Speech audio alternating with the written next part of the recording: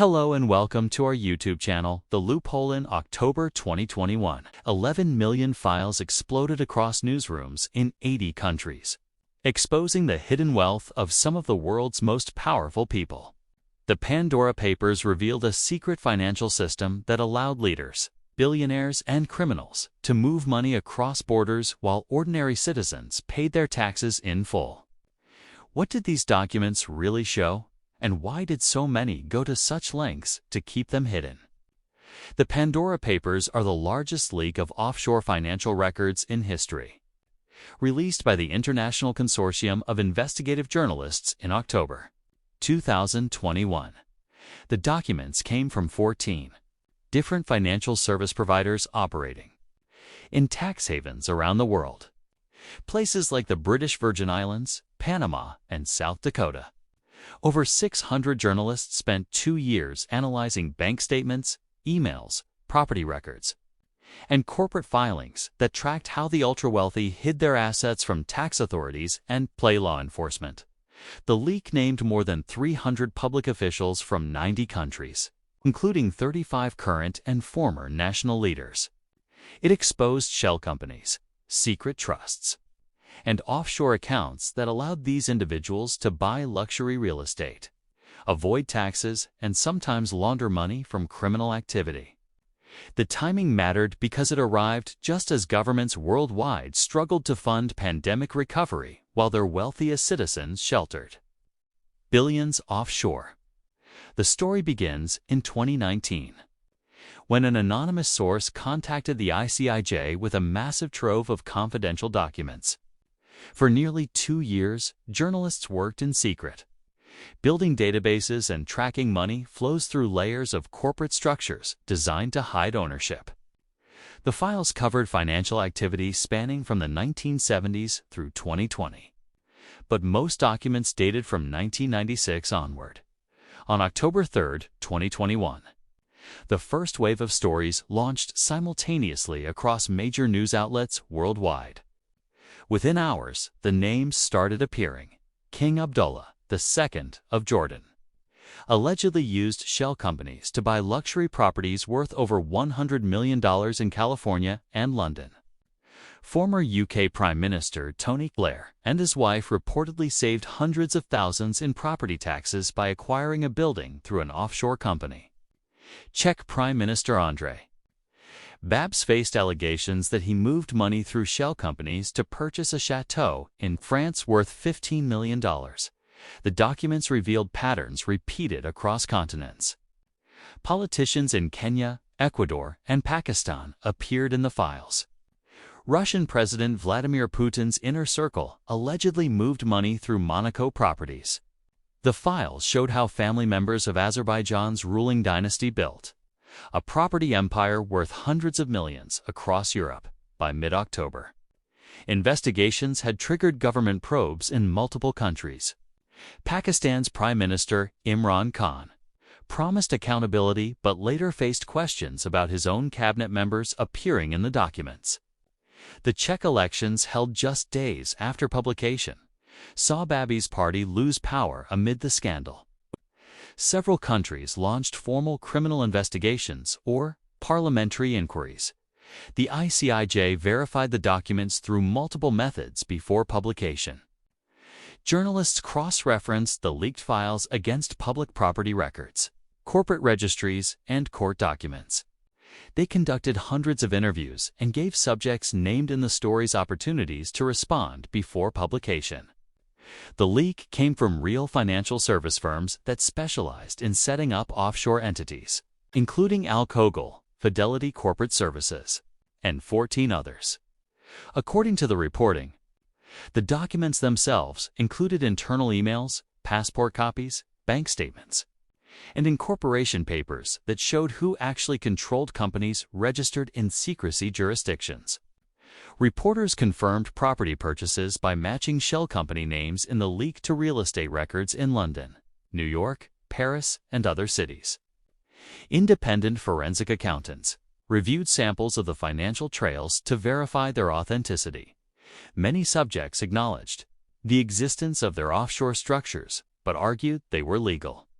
Representatives for King Abdullah II stated that maintaining privacy and security justified his property arrangements and that he used personal wealth, not public funds.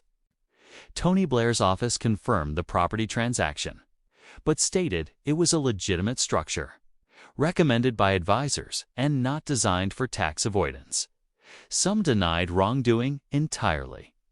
Andre Babs alleged the reporting aimed to influence check elections and stated he had broken no laws.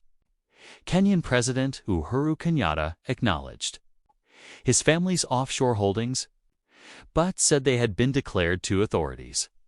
As required by law, defenders of offshore finance argue that using tax havens is not inherently illegal and that privacy protections serve legitimate purposes.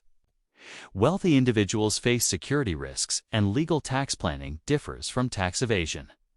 Some structures protect assets during divorce, shield businesses from unstable governments, or help families manage wealth across generations.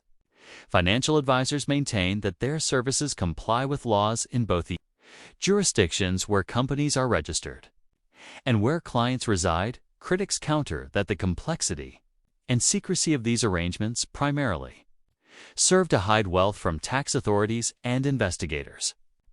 They point out that while individual transactions might be technically legal, the overall system allows massive tax avoidance that forces ordinary citizens to shoulder heavier burdens. Some economists estimate that trillions of dollars sit in offshore accounts, costing governments hundreds of billions in lost tax revenue annually. The documents themselves have gaps. They show structures and transactions but don't always reveal the source of the money or whether taxes were properly paid in home countries. They capture what clients told service providers, but those statements may be incomplete or false. The leak doesn't represent the entire offshore industry. Only 14 firms among thousands worldwide. The revelations had immediate consequences for ordinary citizens in countries named in the papers. In Pakistan, activists pointed to government officials' offshore wealth while millions struggled with poverty and limited public services. Teachers in Kenya earning modest salaries saw their president's family managing assets worth millions through structures that paid minimal taxes. Nurses in Ecuador working through pandemic shortages learned their former leaders had moved money offshore. During economic crises, the emotional weight fell differently across communities. Voters who believed politicians shared their struggles confronted evidence of hidden luxury purchases and tax arrangements beyond their imagination. Young people facing student debt and housing crises saw how the wealthy operated by different rules. The gap between public rhetoric about shared sacrifice and private financial behavior damaged trust in institutions already strained by inequality and pandemic stress. Activists fighting corruption in developing nations found their work vindicated, but their path steeper. The documents provided proof of what many had long suspected, yet prosecutions remained rare. Victims of money laundering connected to the offshore structures. People harmed by drug trafficking or embezzlement schemes that used shell companies saw the mechanisms exposed, but justice uncertain. Understanding offshore finance requires grasping a simple truth. Money itself doesn't move into hiding, but the knowledge of who owns it does. Imagine a valuable painting hanging in a public museum. Everyone can see it, but a shell company structure is like putting the painting behind a series of locked doors, each opened by a different key held by lawyers in different countries. The painting never moves, but finding out who really owns it becomes nearly impossible. This system exists because different countries compete for wealthy clients by offering secrecy and low taxes. Think of it like a race where every runner keeps lowering their shoes weight to attract the fastest athletes. Eventually, everyone's running on paper-thin soles, and the race itself becomes absurd. Tax havens compete by reducing transparency and taxes to near zero, creating spaces where money can hide from accountability. The papers matter beyond individual cases because they expose how global finance operates on parallel tracks. Most people live in a world of visible income, automatic tax withholding, and government monitoring. The ultra-wealthy inhabit a different system with privacy, flexibility, and specialists who navigate between jurisdictions to minimize obligations. This dual structure corrodes the social contract that taxation should be universal and that leaders should play by the same rules they enforce on others. We know that 11 million documents revealed offshore structures used by hundreds of powerful individuals to hide assets and reduce tax bills. We know journalists verified the files and that many subjects confirmed their arrangements while disputing characterizations of wrongdoing. We don't know the full scope of the offshore system, since these papers represent a fraction of the industry. We don't know how many cases will result in prosecution or reform. The question now shifts from what the papers revealed to what they change.